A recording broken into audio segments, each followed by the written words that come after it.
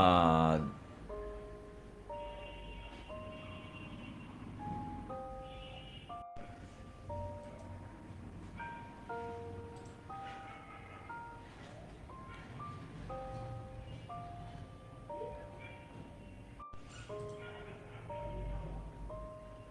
দুঃখিত, আগের লাইভে কোনো কিছু শোনা যায়নি, কারণ আমি প্রতিবারই একই ভুলটা করি। আমার মাইক্রোফোনের যে জিনিসটা আছে না, বাটন, ওটা আমি ক্লিক করতে ভুলে যাই। হ্যাঁ, এটা আমার ক্ষেত্রে অনেক সময় হয়। আমি আমার প্যান্টের চেনও খুলে রাখতে, মানে আটকাইতে ভুলে যাই। যাই হোক, ওটা বিষয় না। সারা শহর ঘুরে আসার পরেও আমার মনে এসে দেখে যে আমার প্যান্টের চেন খোলা। জিনিসটা অনেক odd। যাই হোক,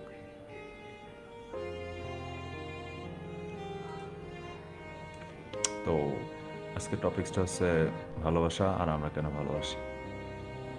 আর অনেকগুলো বিষয় আছে, সম্পূর্ণ বাস্তব বাস্তব সম্মুখীনই হবে বলতে গেলে। তো আমরা ভালোবাসি কেন, আমরা ভালোবাসতে চাই, আসলে এর মেইন কারণ হচ্ছে আমরা কষ্ট পেতে ভালোবাসি। আয়ুব বাসের একটা কথা আছে না, আমরা কষ্ট পেতে ভালোবাসি, তাই তোমার কাছে ফিরে ফিরে আসি। এটা হচ্ছে ভালোবাসা, এই জন্য আমরা ভালোবাসি।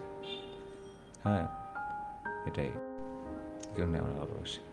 আর দ্বিতীয় কাছে আমরা কেন ভালোবাসি, এটার প্রশ্ন তো পেয়ে গেছেন। আর ভালোবাসাটা কী জিনিস সেটা ডিসক্রাইব করা যাবে না কোনোভাবেই, কোনো আমলে কেউ কখনো ডিসক্রাইব করতে পারে নাই কেন ভালোবাসি আমরা।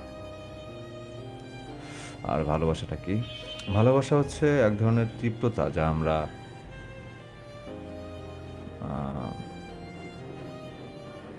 চাই, জানতে চাই, জানতে চাওয়ার প্রবণতা। মানসিকভাবে মানুষ সবসময় বিপরীত লিঙ্গের প্রতি আকৃষ্ট হবে, এটাই স্বাভাবিক, চিরাচরিত। আসলে এই অনুভূতিটা আসে জানার ইচ্ছা থেকে। ভালোবাসা, মানুষ মাত্রই জানতে চায়, এটা তার কৌতূহল। আর স্রষ্টা মানুষকে কৌতূহল দিয়ে সৃষ্টি করছেন, এই জন্যই মানুষ সবচেয়ে জ্ঞানী। অন্য কোনো মাখলুকাতে এত বড় কৌতূহল নেই, খাবার আর আর আর জৈবিক চাহিদা ছাড়া বা জৈবিক সঙ্গম ছাড়া অন্য কোনো কৌতূহল নাই, অন্য কোনো বিষয়। কিন্তু মানুষের এই একটা কৌতূহল আছে, রূপ, মানসিকতা, ভালোবাসা, প্রেম, অনুভূতি, এই সবগুলোই মানুষের মধ্যে আছে। তো ভালোবাসা মূলত জন্ম নেয় কৌতূহল থেকে, কাউকে জানার ইচ্ছা থেকে। হ্যাঁ, আর আমরা কেন ভালোবাসি, এটাও তার উত্তর। আর কেন আমরা অনেকজনের প্রেমে পড়ি, এই বিষয়টা অনেক কন্ট্রোভার্সি তৈরি করে। কেন আমরা অনেকজনের প্রেমে পড়ি? প্রেম আর ভালোবাসার জিনিসটা কিন্তু এক না। প্রেমে আপনি যাদের সাথে পড়তে পারেন, আপনার কাজে কর্মে চলতে চলতে হয়তো বা কাউকে ভালো লাগলো, কিংবা একসাথে পড়তেছেন কাউকে ভালো লাগলো, কথা বলতে বলতে ভালো লাগলো, একসাথে কাজ করতেছেন ভালো লাগলো, অনলাইনে ভালো লাগলো, এর মানে আপনি প্রেমে পড়ে গেছেন, তার প্রতি একটা ভালো লাগা কাজ করছে, এটাই প্রেম। আর প্রেম এক ধরনের, আমার মতে এটা সম্পূর্ণটা কিন্তু আমার মতামত। হ্যাঁ, এখানে কারোর থেকে কোনো সোর্স নেওয়া হয় নাই। তো প্রেম যদি যেটা ঘটে যায়, অনেকজনের প্রেমে পড়া এক ধরনের পাপ আমার মতে। কারণ হচ্ছে ভালো লাগতেই পারে, তাই বলে তার সাথে আপনার সঙ্গম করতে হবে, থাকতে হবে, কিংবা চলাচলতি করতে হবে এমন কিন্তু না। কারণ আমরা সবসময়, মানুষ মাত্রই ভুলশীল। আর মানুষের সবচেয়ে বড় ভুল এই পৃথিবীতে, মানে এই জাগতিক জীবনে সবচেয়ে বড় ভুল হচ্ছে মানুষ ভুল মানুষটাকে সবসময় চয়েস করে। এই জন্য আমরা অনেকজনের প্রেমে পড়ি। এটা সবার ব্যক্তিগত জীবনেই ঘটে থাকে, এটা স্বাভাবিক হলেও কিন্তু সত্যি। আর গুরুতর একটা বিষয় যে আমরা কেন অনেকজনের প্রেমে পড়ি। মানুষ আসলে মূলত অনেক কিছু অবজার্ভ করতে চায়, নতুন নতুন জিনিস অবজার্ভ করতে চায়, কার মধ্যে কী আছে, কার মধ্যে কী আছে। একটা পর্যায়ে এসে মানুষের এই টেন্ডেন্সিটা শেষ হয়ে যায়, তখন মানুষ আর এটা চায় না। তখন মানুষ এমন একজনকে খুঁজে যে তাকে ফুলফিল করতে পারে, যার যে তাকে তৃপ্ত করতে পারে। শুধু যে জৈবিক চাহিদা তা না, দৈহিক চাহিদা তা না, শারীরিক চাহিদা তা না। মানুষের বড় খোরাকটা, বড় কৌতূহল আর বড় চাহিদাটা হচ্ছে তার রূহ, তার মানসিক চাহিদা। এটা যে পূরণ করতে না পারবে তার ভালোবাসার যোগ্যতা নাই, আমি বলবো আমার মতে। তো যার মধ্যে রুহকে পড়ার ক্ষমতা আছে, বা রুহকে সে বের করে আনতে পারে, আর যে যার রুহ পড়ে তৃপ্ত হয়, সেই তাকে ভালোবাসে, আর সেই তার জন্য একজন। আপনি 1000 জনের প্রেমে পড়েন, 1000 জনকে ভালোবাসেন, ইট ডাজন্ট ম্যাটার, আপনি স্যাটিসফাইড না, অবভিয়াসলি না, স্যাটিসফাইড না। তো এই জন্যই আমরা অনেকজনের প্রেমে পড়ি, এবং সবসময় আমরা ভুল মানুষের প্রেমেই পড়ি, কারণ বাহ্যিক সৌন্দর্য আর রুহের সৌন্দর্য সম্পূর্ণ ডিফারেন্ট। বাহ্যিক সৌন্দর্য বলতে গেলে আপনি ডাস্টবিন খেয়াল করবেন, আর যদি রুহের সৌন্দর্য খেয়াল করতে চান তাহলে আপনি আকাশের দিকে তাকান, ইউনিভার্স দেখলেই বুঝতে পারবেন, তারকারাজি দেখলে বুঝতে পারবেন, গ্রহ নক্ষত্র দেখলে বুঝতে পারবেন। এটা হচ্ছে রুহ। রুহ হচ্ছে এমন একটা জিনিস সম্পূর্ণ হওয়া বিশ্বের মতো। স্রষ্টা নিজেই বলেছেন যে, স্রষ্টা নিজে বলেছেন কিনা জানি না, কিন্তু প্রতিটা মানুষের মধ্যে একটা ইউনিভার্স বসবাস করে, বা ইউনিভার্স থেকেই সৃষ্টি। আমরা টোটালি কানেক্টেড, একটা কসমিক একটা কানেকশন আমাদের মধ্যে সবসময় আছে থাকে। এই জন্যে আমরা মানুষ, আর এই জন্যই আমাদেরকে স্রষ্টা সর্বশ্রেষ্ঠ করছে, এবং আমরা এই সর্বশ্রেষ্ঠ প্রাণী। তিনি যেহেতু বলছেন ডিরাই করার কোনো ক্ষমতা নাই, এটাই। তো কেন আমরা অনেকজনের প্রেমে পড়ি এ বিষয়ে বললাম। আমরা কেন ভালোবাসি, আসলে আমরা কষ্ট পেতে ভালোবাসি, জানতে ভালোবাসি, এই জন্য আমরা ভালোবাসি। হ্যাঁ, এটা হচ্ছে প্রধান কারণ। আর কেন অনেকজনের প্রেমে পড়ি সেটা তো বললামই। আর কেনই বা শুধু একজনকেই ভালোবাসি, এই টপিকস নিয়ে কিছুক্ষণ আলোচনা করা যাবে। কেনই বা আমরা অনেকজনকে ভালোবাসার পরেও কেনই বা শুধু একজনকেই ভালোবাসি? কারণ হচ্ছে আপনি অনেক জায়গা ঘুরছেন, হ্যাঁ, অনেক জায়গা ঘুরে একটা জায়গায় চুপ করে গেছেন আপনি। ওই জায়গাটা আপনাকে ফিল দিচ্ছে, একটা মহাজাগতিক ফিল বলেন, একটা ন্যাচারাল ফিল বলেন, একটা স্পিরিচুয়াল ফিল বলেন, যেটাই বলেন সেটা আপনি পাচ্ছেন।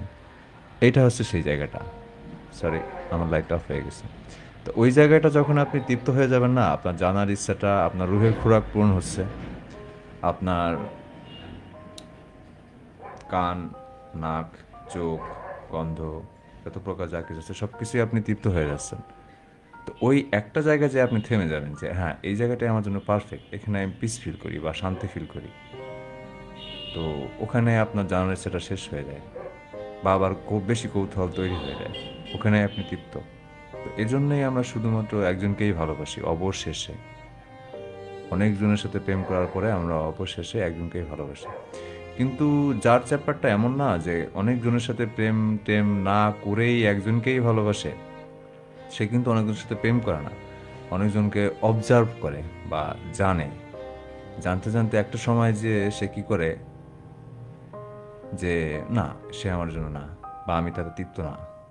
তৃপ্ত বলতে চাইছে তাকে তার সাথে ভোগ বিলাস এইসব করে তা না, মানসিক মেন্টাল একটা কানেকশন থাকে এটা। তো এটা হওয়ার পরে যখন সে তৃপ্ত না, তখন সে খুঁজে আরেকজনের কাছে চায়, আরেকজনের কাছে চায়, আরেকজনের কাছে চায়। শুধু মেন্টাল, এটা কিন্তু দৈহিক না। দৈহিক চাহিদা সবারই থাকে, কুকুর বিড়াল ছাগল গরু হাঁস মুরগি সবারই থাকে। কিন্তু মানুষের জৈবিক চাহিদা শুধুমাত্র যে শুধু জৈবিক চাহিদা মানে দৈহিকভাবে পূরণ হয় তা কিন্তু না। মানুষের সবচেয়ে বড় জৈবিক চাহিদা হচ্ছে তার মেন্টালিটি পূরণ করে। তো আপনি যে কারোর সাথেই সঙ্গম করতে পারেন, তাদের কিছু যায় আসে না, কিন্তু যে আপনার সাথে রুহের সাথে কানেক্টেড, তার সাথে আপনি জৈবিক চাহিদা করে তৃপ্ত হবেন, এটাই স্বাভাবিক। তো আমরা অনেকজনের সাথে প্রেম করি, বর্তমান যুগের যে অবস্থা, অনেকজনের সাথেই সঙ্গম হয়, অনেকজনের সাথে শারীরিক সম্পর্ক হয়, কিন্তু আপনি তৃপ্ত না। শেষ ঘুরে ফিরে এসে আপনি ওই সাইলেন্ট জায়গাটাই খুঁজে নেন, যেটা আপনাকে তৃপ্ত করে, শান্তি দেয়। এই জন্যই আমরা শুধুমাত্র একজনকেই ভালোবাসি। তো আর কেনই বা আমরা সব শেষে শুধুমাত্র একজনকেই চাই?